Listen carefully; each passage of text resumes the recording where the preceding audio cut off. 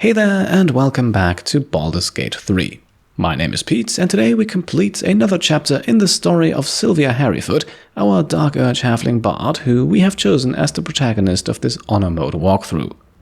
Now, full disclosure, I am still not entirely sure whether or not this is going to be a full series that sees us play through the game all the way to the end, but a sequel to the first video was in hot demand over the last few weeks, and since the channel turns 8 years old this week, I thought I'd give you a little something to celebrate. Now, last time we left off, after escaping the Nautiloid Mindflayer ship, we had an absolutely perfect final showdown with the Mindflayer who captured us as well as with the Cambion Commander Zolk, and we actually managed to kill not only Commander Zolk and that Mindflayer, but also 2 further Cambion reinforcements, like I said, a perfect start to our completionist adventure. Now, our tremendous success in that fight has also earned us enough experience points to be able to level up Sylvia Harryfoot, so let's take care of that first as we get started here today.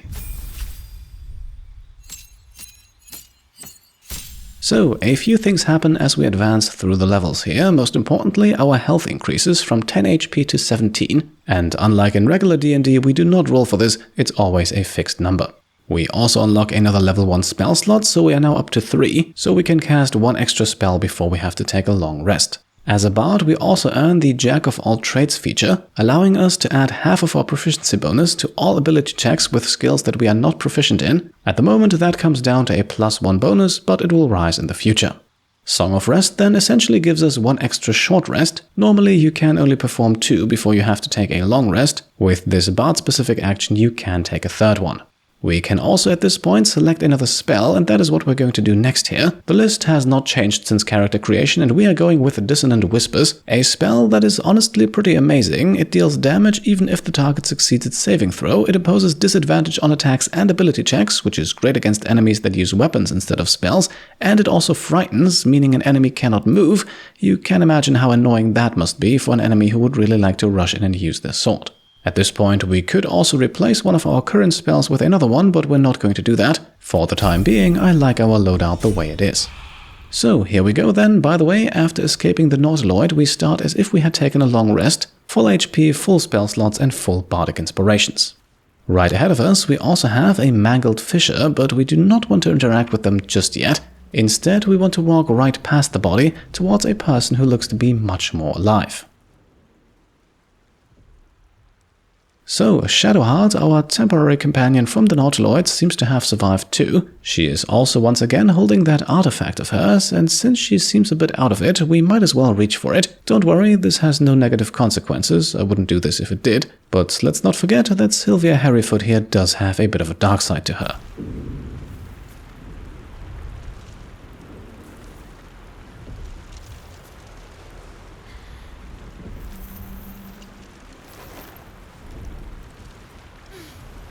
What are you doing? And of course, in perfect bardic fashion, we will not be entirely honest with her. After all, she proved to be extremely useful on the Nautiloid, so perhaps we can also get her to assist us in the journey that's yet to come. I'm alive, yes. Thank you for the concern. And speaking of, how are we alive? Well, that is a very good question indeed, and one that we don't really have an answer to. We do play as a bard though, and that gives us a class-specific dialogue option, so let's see where that gets us. The Divine tend to keep their interventions close to the chest. Though, I suppose it's not impossible. Now, at this point, we could immediately inquire about the next steps, but while we are in the process of acquiring potential allies, maybe she knows what happened to the Gith Lae'zel. You might want to reconsider calling her a friend. Looks like she ran off without us. Right, once again, Shadowheart showing her disdain for the githyanki. That githyanki, however, is in the possession of a very valuable sword, so we shouldn't give up on her that quickly. You're more concerned for her than she is for you, clearly. We need to take care of ourselves.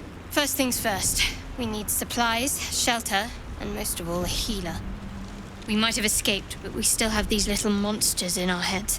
All of those are of course very good points, although it might help us to know exactly where we are, and perhaps Shadowheart knows a bit more about that than we do. No, I don't recognize this place. But anything's an improvement on where we just came from.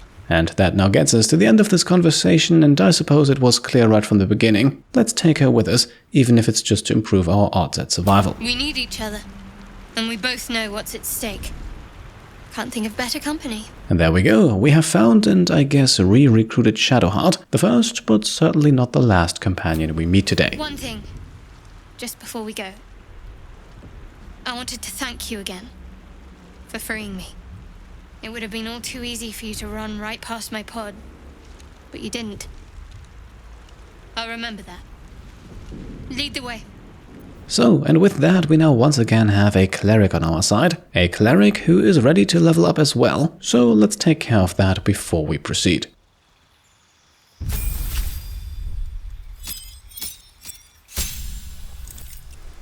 Shadowheart 2 sees her health increase to 17 hit points, and she also gets another level 1 spell slot. In addition, she unlocks the cleric-specific Channel Divinity. At the moment, just one charge per short rest, and it can be used for one of two different actions. The first one, this right here, Turn Undead, an ability that essentially makes undead creatures become frightened of Shadowheart, although it also imposes a few much more severe penalties than the frightened condition itself. The other action that she can use her Channel Divinity on is Invoke Duplicity. Essentially, Shadowheart summons an illusion that distracts enemies, and as a result, those enemies can then be attacked with advantage. At this point, we could also freely switch out our list of prepared spells for Shadowheart, but we can also do that at any point outside of combat, so there is no need to do it now. Right, so one more thing we want to take care of at this point, just to improve her a bit further. Let's give Shadowheart a slightly better suit of armor. Her chain shirt currently gives her an armor class of 13 plus dexterity. Meanwhile, the scale mail we looted from one of the Cambions gives an AC of 14 plus dexterity, improving her total armor class from 16 to 17. Now, she does have disadvantage on stealth checks in this armor, but we are not planning to do a whole lot of sneaking with her, so we can live with that. While we are at it, let's also quickly give Sylvia a light crossbow just to give her that extra bit of damage. The hand crossbow was very much necessary back on the Nautiloid, but now that we are off the ship and only have one companion for the time being, we want to deal as much damage as possible. And that brings us to the mangled fisher, who we can now interact with. You drink in the pungent corpse. Since you awoke on the ship, your mind has been cold and empty, but something stirs. With your hands close to this body, you know nothing of why, but you find a half smile flittering across your face. So, this here an interaction that is unique to the Dark Urge background, and we can actually gain a little something from it if we go with option number 3 here, the intelligence check. The other two options are purely for flavor and won't reveal anything about our past. The reason we only do this now is that we now have Shadowheart with us who can use guidance on us. In addition to the +1 bonus we get from Jack of all trades, this should make a DC of 7 somewhat beatable.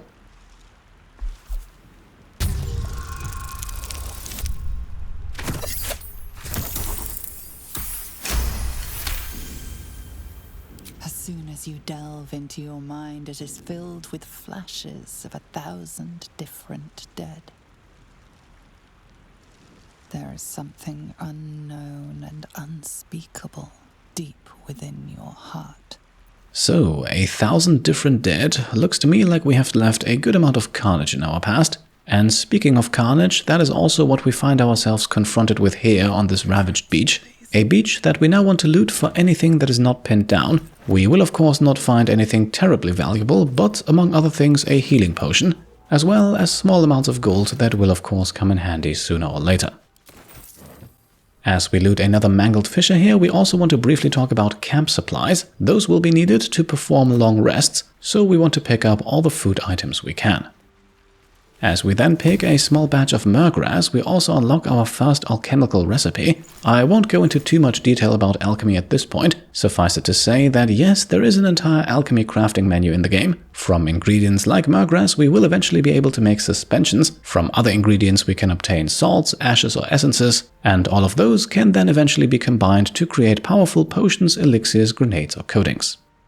All of that is still far in the future though, so for the moment let's just keep looting. As you can see, the Nautiloid crash has not just produced a few mangled fishes, but also at least one dead Intellect Devourer. Reason enough to assume that we will eventually find more, dead or alive.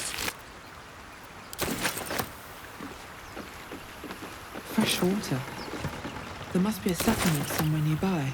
And indeed, the fissures too indicate that we shouldn't be too far from civilization. And we even find the first relic of their culture. a book containing a sea shanty. Feel free to pause if you want to read it yourself. We meanwhile keep going and can read the next bit of text right away. A perfumed letter sent from Anna to Sai, a couple of lovers it seems, making plans to run away to Baldur's Gate. There is also mention of a location, a hill overlooking the old bridge, and who knows, maybe we'll come across that in our travels too. For now, we take the letter and a few other things too, including our first set of thieves' tools. These will allow us to pick locks, something we will do quite frequently. As we move further north across the beach, we also locate a waypoint. That would be this ancient sigil on the rock wall here. These are essentially fast traveling points that you can access by opening the map. You can see it here, the Overgrown Ruins waypoint has been unlocked, and if we click on it, we are transported there immediately. As we then continue to pick up items, we also receive the encumbered status, essentially meaning that we are carrying too much weight, and as you can see, this immediately affects our movement speed, both in combat and outside of it. Still, we are almost done looting, at least for the moment, so let's not worry too much about it, we'll fix it in just a second. Instead, let's take a closer look at the ancient door right ahead of us. We get that open easily. Maybe there's another entrance. So, the door is locked, but that does not necessarily have to stop us. After all, we just picked up some thieves' tools and can therefore now attempt to pick the lock.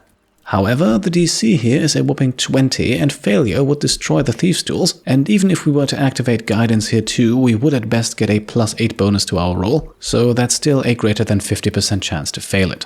Don't worry though, we will explore what's behind this door eventually, perhaps sooner than you might think. Although for the moment, after quickly giving some items to Shadowheart to get rid of the encumbered status, we continue our tour, and with the north blocked, we head into a roughly western direction at this point, where we are now just about to enter the Nautiloid wreckage. More of those wretched things. And yes indeed, we have spotted more Intellect Devourers. These two, however, are still alive. Thankfully though, they have not attacked us immediately. Instead, they have scattered deeper into the Nautiloid wreckage, and one of them has actually come to a stop right next to a very familiar looking Nautiloid tank, so we might want to keep that in mind. With the last corpse then looted, it is time to prepare for the inevitable fight that we are about to get into. Let's cast Longstrider both on Sylvia as well as on Shadowheart. Like I said in the last video, there is no reason not to have this active at all times. However, before we start combat, you may be able to see that we have this rocky overpass here, and we can actually jump up on top of it. So let's do exactly that, because at the end of it we can find some sweet loot, not to mention that revealing this hidden stash also earns us 10 experience points. The most notable item then, the Elixir of Fire Resistance, could be useful if we run into some fire-based creatures. After making our way back down then, we want to enter stealth mode, so hiding with both of our characters, and we want to head towards this slightly charred patch of amber over here.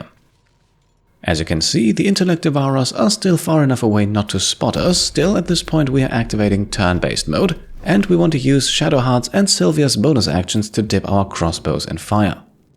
Afterwards, we then use their movement to send them both as far up onto the high ground on the right side as possible, and we are doing this in turn-based mode just to ensure that the fire lasts until we actually attack.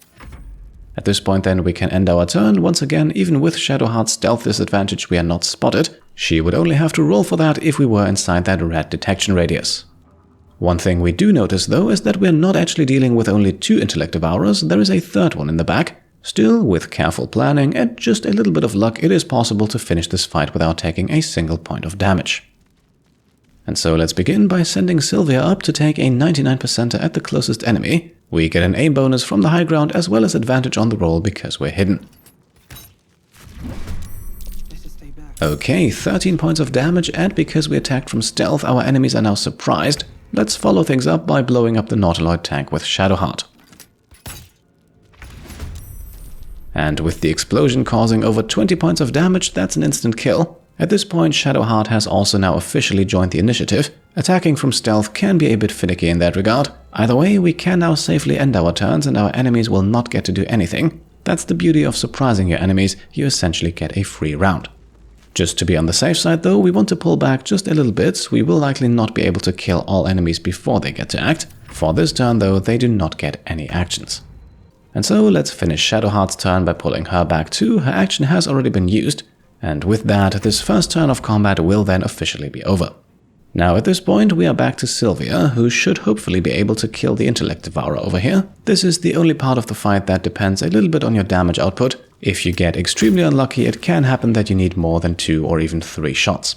As you can see though, for the time being everything goes according to plan, so let's pull back again. This will then force the 3rd Intellect Devourer to spend its entire turn dashing.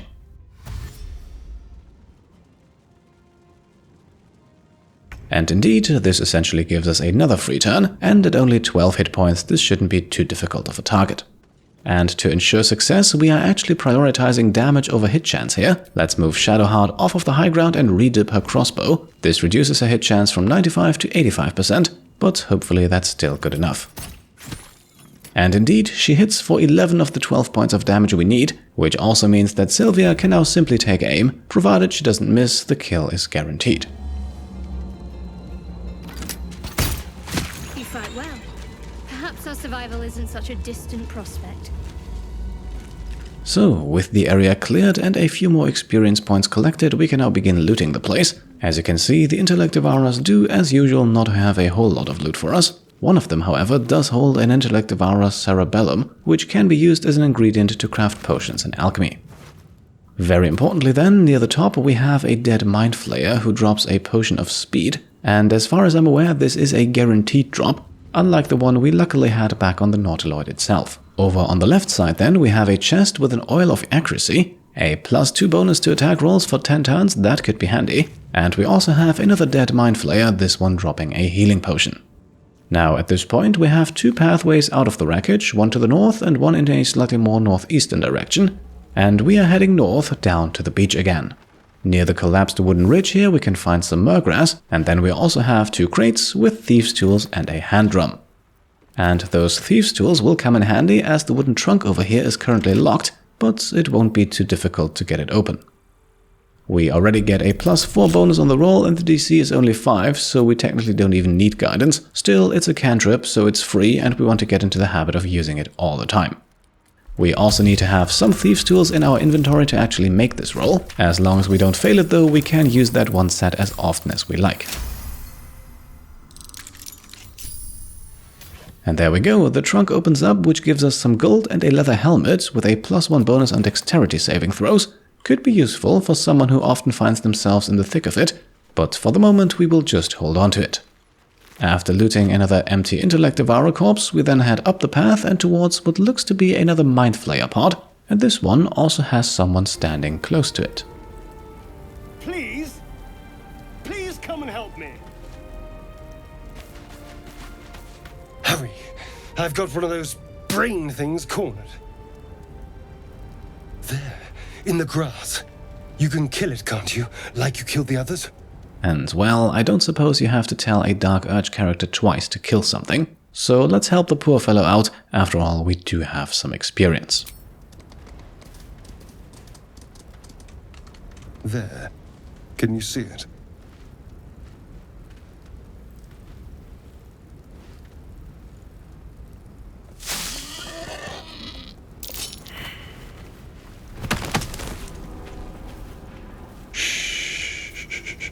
Not a sound. Not if you want to keep that darling neck of yours. And you, keep your distance. No need for this to get messy. I need her alive.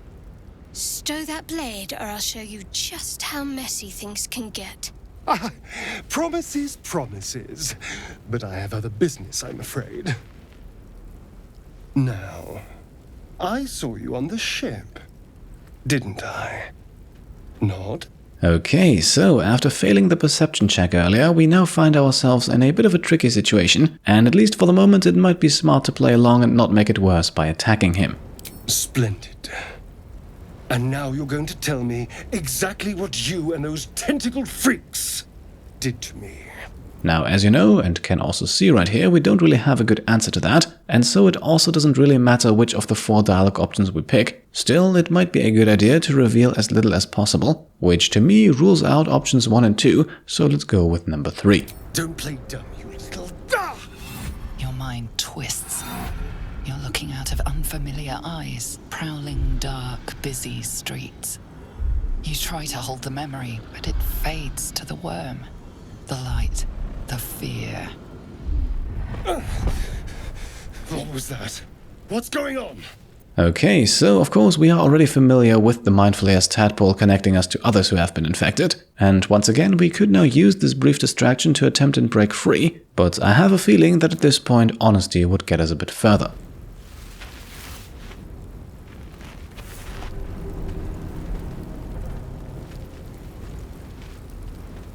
You're not one of them. They took you. Just the same as me. And to think, I was ready to decorate the ground with your innards. Apologies. Okay, looks like we diffused that situation, and we can now also get some approval from Shadowheart by selecting one of the first two dialogue options here. And for a Dark Urge character, number 2 feels a bit more fitting, so let's go with that one. A kindred spirit. My name's Astarion. I was in Baldur's Gate when those beasts snatched me. And well, let's not go all in with our life story here, but we might as well introduce ourselves. Looks like Astarion here could be a useful person to have around. A pleasure. So, do you know anything about these worms? And unfortunately we do, and considering what we know, I think it's only fair to share that knowledge. Turn us into...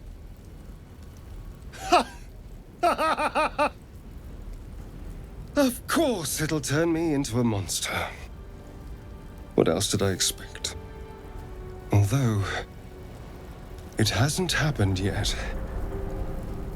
If we can find an expert, someone that can control these things, there might still be time. So the notion of controlling the parasite is definitely a bit unusual, because at least so far everyone we've met was very keen on getting rid of them. Well, yes, of course. But first things first. Right, so at this point we once again have a choice to make. Do we want to recruit Astarion into our party or not? And I would say that's an easy choice to make. He definitely seems like he would fit right in. You know, I was ready to go this alone. But maybe sticking with the herd isn't such a bad idea. And you seem like a useful person to know. All right. I accept. Lead on. As he joins your side, your mind dances with thoughts of a perfect, pretty corpse. So, we haven't found Lae'zel yet, but we have recruited Astarion, a high elf rogue who specializes in all things stealthy and sneaky. As a rogue, he also has access to the very useful sneak attack feature, allowing him to deal extra damage whenever he attacks with advantage. His skills then very much prototypical for a rogue. Astarion is extremely good at sneaking, stealing and talking his way out of a tight situation, and he will become even better as we are now going to level him up to level 2. Now, there is not a whole lot he gains here, so this should be quick. His health increases to 17 HP, just like it did with Sylvia and Shadowheart, and Astarion gains the Cunning action feature, allowing him to dash, hide or disengage as a bonus action. Normally, all of these would consume an action. In terms of loadout then, we want to maximize Astarion's sneak attack potential. That means we're giving him 2 short swords. Using his bonus action, he can then use the one in his offhand to make a second attack, potentially dealing up to 15 points of damage in a single round, and that's not featuring in the sneak attack damage bonus. That would be an extra d6 on top of that. As with all characters, we are also giving him a light crossbow just for that extra bit of damage on ranged attacks too. And at this point we want to get going again, and we do so by casting Speak with Animals as a ritual on Sylvia. After all, the creature that Astarion used to lure us in was not an Intellect Devourer, but just a simple boar. A boar that we now have the ability to talk with. Away! Away! Okay, scared boar indeed, but let's calm it down. This will earn us a bit of approval from Shadowheart and possibly from the boar itself. You're all the same. Too many of my kind died because of your spears, but not me!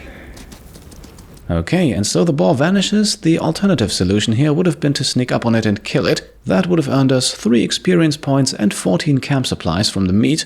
But supplies are abundantly available, approval meanwhile is not. Now at this point, as we head back towards the path, we can spot a curious cave over in the distance. And with just a few jumps, we can actually easily get ourselves over there. So let's wade through the water here and see what we can find. Deep grooves in the mud around that rock. And indeed, after succeeding with a DC 10 nature check, the rock here catches our attention. Unfortunately, both Sylvia and Astarion are just too weak to move it, but Shadowheart has a strength score of 13 and that's enough to move it out of the way. Right below the rock we can find an ornate chest with a good amount of stuff in it, including 2 more potions of speed and some documents from the Harpers, a faction that is deeply rooted within the Forgotten Realms, the setting where this campaign takes place in, and they are very much the good guys, focused on protecting the peace and the poor, and of particular interest is the map here, which mentions an area called the Moonrise Towers, as well as a Harper cache somewhere in the vicinity. So that might be worth checking out. For the time being, we are taking the contents of this cache right here. Probably not the honorable thing to do, but, well, who's to say that we are? Now, at this point, let's quickly cast a Long Strider on Astarion 2, and then we can continue along our path. With just a few jumps, getting back up is easily done, and while there is another descent into the Nautiloid wreckage right next to Astarion's pod, we will actually walk past it, and we will instead take the one that's located a bit further back. There! A Mindflayer! And it's hurt! That thing's bound to be dangerous, even if injured. Best be careful. You approach the dying monster. This is the thing that abducted you. You could end its life here and now, if only you didn't feel compassion. Compassion. Now, as counterintuitive as it might seem, we are going to give into the emotion here, simply because I want to talk about a very important thing that can happen as a result of it. The poor creature is on the brink of death, but there's still time. You'd give your life to save it, to nurse it back to health. But then the feeling slips. The creature's mind seems to focus elsewhere. Now, at this point, we can pass an intelligence check to further pry into the Mindflayer's mind. However, doing so also puts us at extreme risk of the Mindflayer taking control of our brain. To avoid that, we would need to pass a wisdom save a little later, and even with a low DC and all our bonuses, there is still a chance to fail that, and failure in this case would mean game over.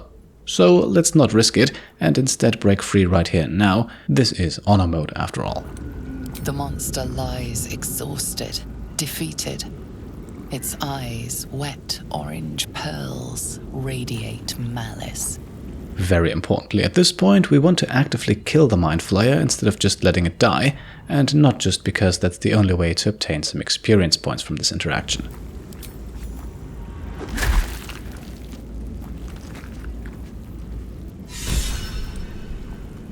Monster.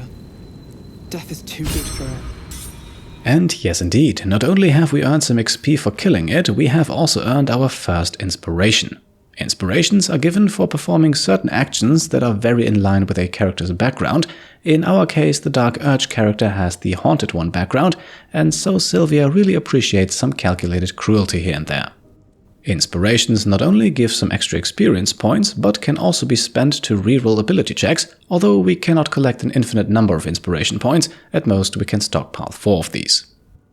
Now, moving on, the Mindflayer does not have any particularly interesting loot for us, so we can exit the Nautiloid wreckage again in a northeastern direction, and here we have some steps leading to the left, but we want to continue to our right, towards the corpses of a few dead goblins. Dead goblins over there. Worth checking for supplies, maybe. And indeed, we will loot their bodies thoroughly. All of them carry some weapons that might be of use, and the last one over here also has a supply pack worth 40 camp supplies, a very important find. Continuing down the path, we then have a rather strange sigil ahead of us, this one definitely looking a little different from the waypoint we discovered earlier, but before we check it out, let's head back into the wreckage one last time to loot the body of one last dead Mindflayer. Just a spiked bulb, so nothing extraordinary, but at this point we have explored the entire wreckage and all that's in it. You can see this here the area that we fought in previously, and over on the other side the room with the Mindflayer that we put an end to, so let us now continue towards that sigil and find out exactly what we are dealing with. Don't waste a step. What's going on with that room? It's unstable somehow.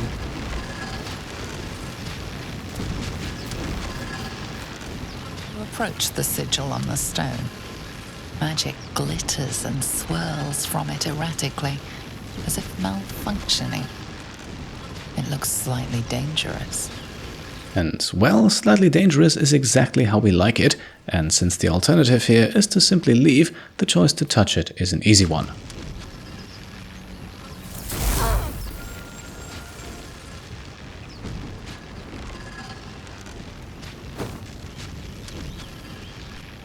A hand? Anyone? Okay, so looks like we've got someone halfway stuck in this sigil, and as a Dark Urge we have a unique dialogue option at the top here that we absolutely do not want to take, as fantasy and reality in this case are a little closer than it might seem. Instead, let's simply ask who we are dealing with. After all, this might just be another elaborate trap. Just your average traveller stuck between realms. Pull me out, and we'll get properly introduced. And just to make absolutely sure that this is not some sort of illusion, let's slap the hand. After everything that happened with Astarion, you can never be too careful. Ow. Perhaps I should have clarified? A helping hand? Anyone? Okay, it looks like our options at this point are to just leave or help out, and so let's assist, and of course we're doing so with the Charisma option.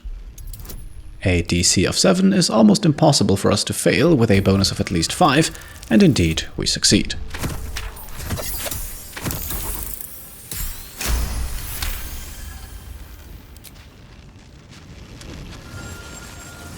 Whatever you're doing is working wonders! Now a quick little pull should do the trick.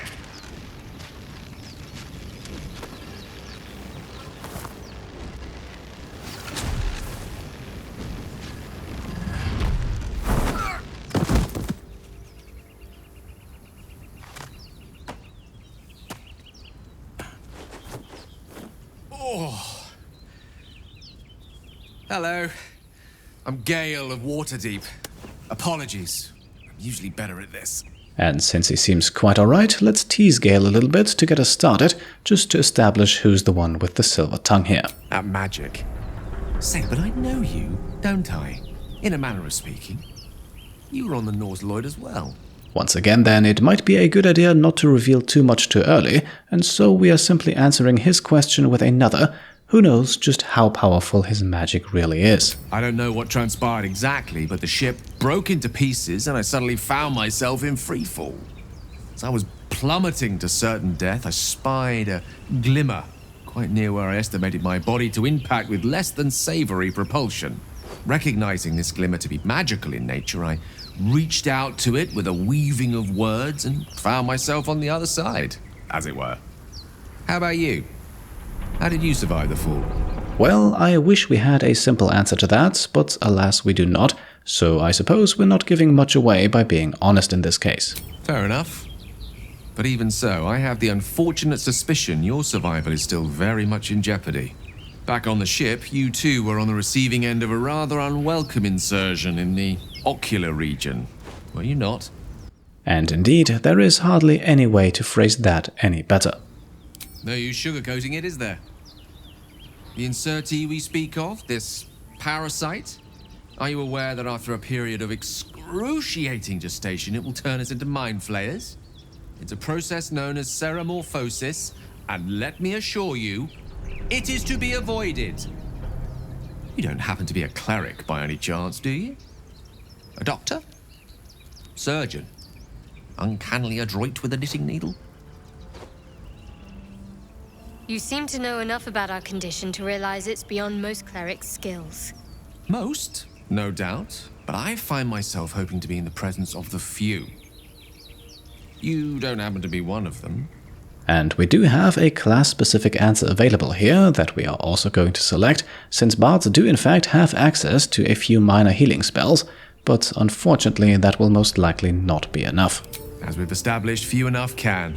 It's not exactly a common affliction. We're most certainly going to need a healer, and soon too. How about we lend each other a helping hand once more and look for a healer together? And who would we be to say no to the help of a, well, perhaps a bit clumsy mage, but I'm sure Gale has other qualities that we will learn about very, very soon. Most excellent. A parasite shared is a parasite halved, or something to that effect. Oh, but before you think you're about to embark on a journey with most ill-mannered a man, thank you for pulling me out of that stone. It was an act of foresighted kindness, I assure you. For I have the feeling ample opportunities will present themselves for me to return the favor. So then, still no sign of Lae'zel, but our party now has 4 members with the addition of Gale, the human wizard. As such, he excels at all things intelligence and is a fantastic spellcaster, but definitely a bit squishy with an armor class of 11 and only 8 hit points. Skill-wise, he is the prototypical wizard with proficiency in Arcana, History and Investigation, so whenever a situation calls for these, we might want to call upon Gale. But for the moment at least, let's begin by advancing him to level 2 as well. Now, apart from the usual HP increase, wizards also get to select their subclass at level 2, most other classes do so at 3. By default, Gale becomes an evocation wizard, but we have full control over that choice and can change it if we want to. Evocation is essentially your destruction magic, the kind that deals direct damage instead of controlling the battlefield or manipulating others, and it is also the one we are sticking with, as it is in fact a very powerful subclass.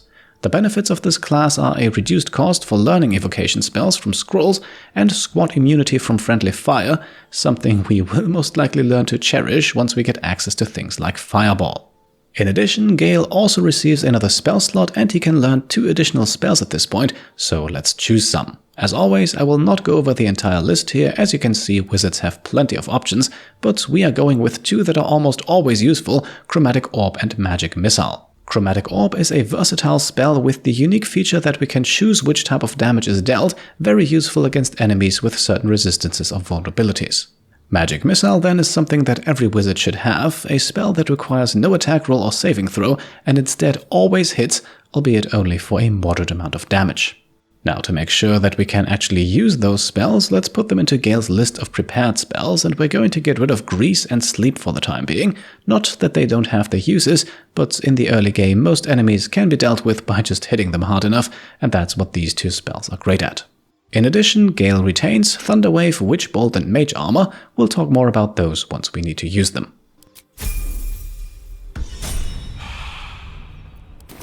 For now, we'll continue as usual. Let's slap Longstrider on Gale too and continue along the path and towards the bushes over on the right here. A bit further down we find some alchemy ingredients, and a bit further down from that we come across the exterior of an overgrown ruin. Now, this is in fact the same place where we stood in front of that locked door a while ago with Shadowheart, and we are still not going to explore it just yet. Instead, we are heading back the way we came and take the fork in the path towards the north. Broken. Must have been here a while. And indeed, it is not the only broken trap we come across in this area. Another broken trap. Who made these things? Well, that is a very good question, one that we might get an answer to from the people standing right ahead of us, 2 tieflings with a very familiar-looking prisoner. You think it's dangerous?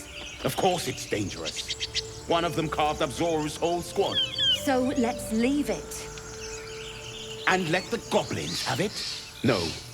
We take it to the grove. Okay, so looks like we have finally found Lae'zel, complete with the sword we took from Commander Zolk last time, albeit in a somewhat precarious situation, quite ironic for someone who prides herself on strength and not needing the help of others. Either way, let's approach and see if we can't resolve this. Zoru was right. Yellow as a toad and twice as ugly. The thing's dangerous. Leave it for the goblins to kill. And if it escapes, how will you...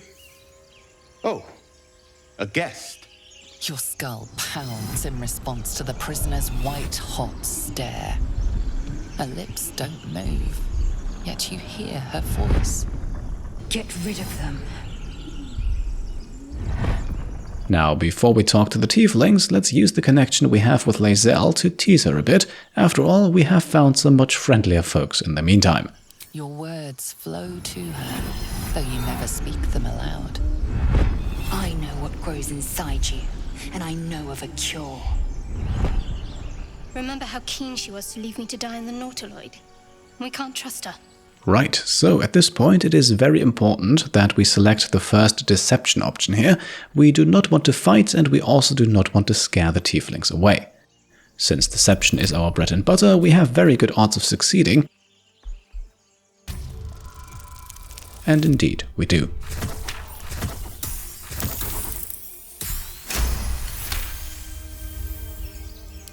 She's right.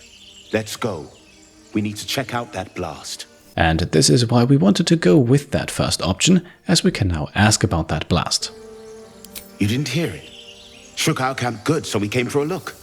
And just like that, we learn about a nearby camp, perhaps a good place to start looking for a cure, if we can get some more information out of these two. Luckily, the DC here is so low that success is guaranteed.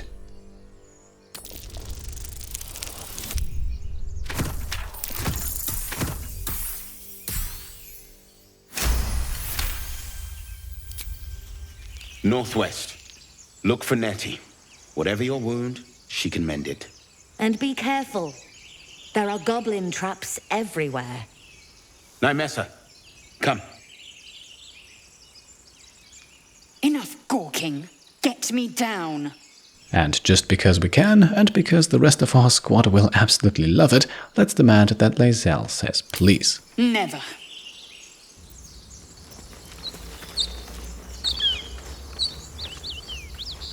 Observe and listen. You'll hear goblins before you see them. As you say. Alright, now at this point the two tieflings are leaving. The alternative would have been to fight them, which would have gotten us some generic loot and XP, but not the information about the camp. Technically, we could still attack them at this point, but that feels a bit cheesy, so instead let's use our crossbow here to shoot down Lae'zel and free her from her trap.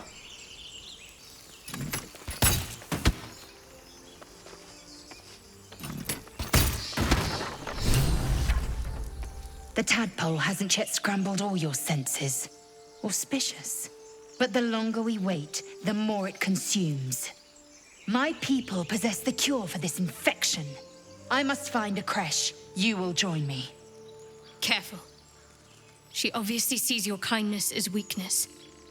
Don't let her take advantage. And speaking of kindness, let's ask for a simple thank you. After all, we could have also just left her to the tieflings. You may as well suggest a wyvern bow to worms. The cure I offer will suffice as thanks. And for that cure, we apparently need to find a creche. Let's learn a bit more about what exactly that is. It is many things. A hatchery, a training grounds, a shelter. Githyanki protocol is clear. When infected with a Gaith tadpole, we must report to Augustil for purification. Okay, Lae'zel, as usual, not overly talkative, but we have some experience with her as a companion, not to mention that she seems to have a plan about how to proceed, so it's probably for the best if we travel together. You're full up. Dismiss someone first. And indeed, our party is limited to 4 people, and so, just to rub it in, we're going to dismiss Shadowheart. The two of them do not seem to get along at all, so it's probably better if they don't get in each other's way. I suppose this affords me a little alone time. Until later, then. Ready for battle. You have made an ally from Kresh Kalir. Few know such fortune. Call me Lae'zel. Come. The Horned Ones mentioned a camp. One there, this Zoru, has seen Githyanki. A Kresh must be near. We will ask this Zoru where he has seen my kin. Okay, so we now have a location to go to, and Lae'zel finally back in our squad, and she too is now ready to level up, so let's take care of that right away. As a fighter, level 2 is fairly quickly dealt with. Lae'zel's HP increased to 20, and she unlocks Action Surge, a once per rest ability that gives her an extra action, allowing her to potentially attack twice in one round. And that Action Surge ability could be useful, as Lae'zel is also still wielding the Everburn blade we stole from Commander Zolk on the Nautiloid, by far the most powerful weapon we have at this point. Her loadout requires no further changes, and curiously, she also still benefits from the Longstrider we cast upon her back on the Nautiloid, hinting at the fact that she did not fall unconscious the way that Sylvia or Shadowheart did. Either way, for now, presented with two options, we will follow the path towards the west, but not for too long. We just want to loop around until we get back to the Nautiloid wreck and another broken trap right next to it. Here we go. And yet another. Hardly the warmest of welcomes. Afterwards, we head north, but again just a few steps until we reach a suspicious dirt mound. I hear shouting up ahead. It's packed too tight. I'll need a shovel. Now that shouting, we are going to ignore that for the moment. Instead, let's grab the shovel and begin digging. And surprise, surprise, this reveals a hidden chest with a few pieces of value inside. Now at this point, we are heading back to the place where we found Lae'zel, and we continue towards the east. Again, the shouting up ahead will still be there once we return, and I think it's better to explore this part of the map first. As you can see, this gets us back to another section of those overgrown ruins, and if we move a little bit closer, we can see and hear that we are not alone in here. Either we act now, or someone else will pick that wreck clean and leave us nothing. Haven't seen anyone but us. It's just wilderness out here. So, I think it's clear from this conversation that we are dealing with some looters. We could now approach them and possibly make them leave without a fight, but in this case we are actually going to attack. And for that purpose, we are going to put everyone in stealth mode. With everyone in position, we then wait until the woman with the big staff comes down the stairs, and then we enter turn-based mode.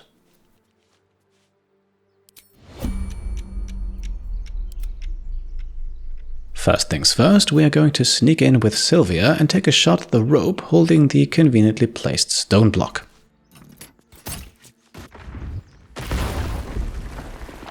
Now the two victims here freeze in place because of turn-based mode, but the 50 points of damage from the block were more than enough to kill them both.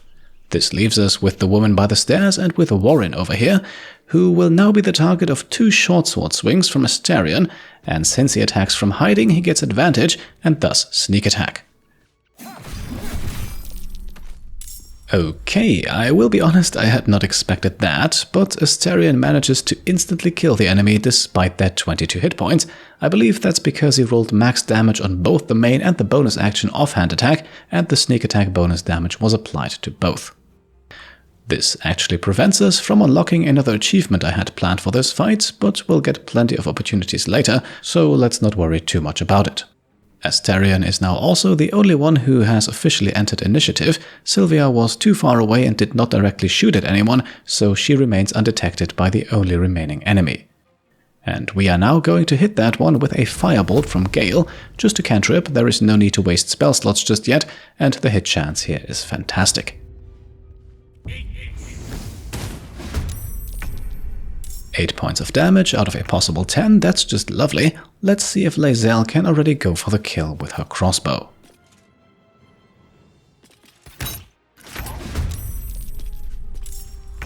Okay, just 7 points of damage from her, but like I said, Miss Harryfoot has not yet entered the initiative order, so she can shoot again, and even though she gets detected immediately, she still has a 90% hit chance.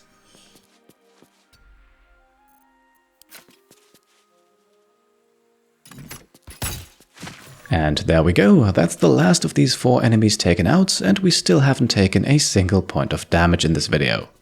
Now, I can fully understand if you feel like we should have talked to them first, but in my opinion, listening to their ambient conversations reveals enough to guess that they are not nice people, and in this case their loot is also quite good, and while the plan is to resist our dark urge in those key moments, I never said that we're going to play as a goody two-shoes all the time.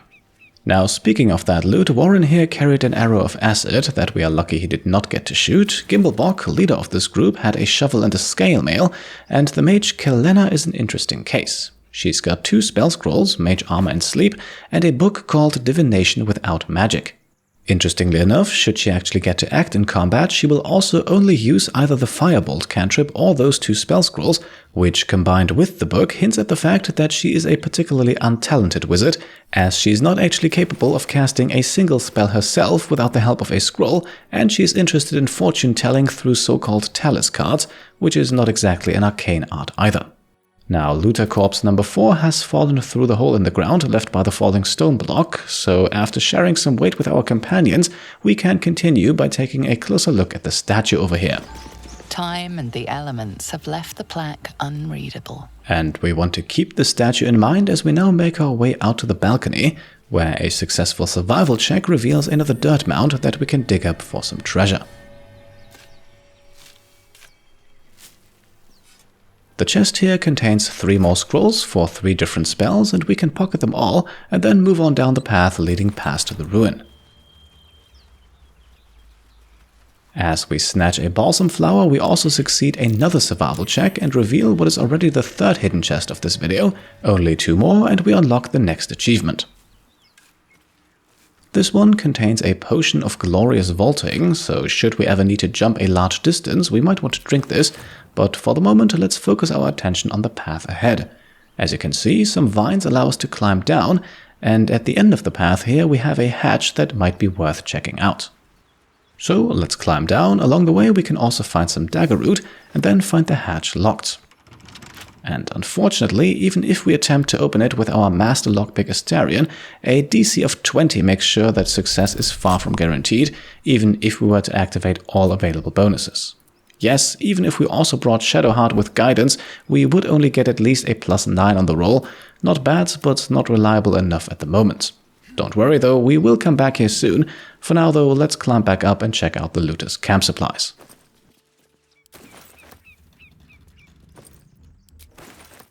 After collecting everything, we can also take a close look at what's below the parapet over here. Maybe you can see it a little better from the other angle, but that looks very much like the head of the statue in the courtyard. Now, unfortunately, we can't do anything further with that, so at this point, all that is left is a door ahead of us that will lead us into the building's interior, but I think that's a story for another time. I also think that we will very likely see more of Sylvia Harryfoot and her band of adventurers soon. For today though, let's make the cut at this point. Not every video on this game needs to have the length of a full movie. Still, before we go, we actually have some fan art, a welcome surprise, and we begin with one of the channel's regular contributors, Isaac Young, who submitted this drawing of Sylvia Harryfoot punching Commander Zork in his private region to make him drop his flaming sword. A second submission was also sent in by Corrupted Muse, who drew this fantastic rendition of Sylvia, which I feel really captures her vibe perfectly. Not entirely scary, but definitely with a bit of an edge to her.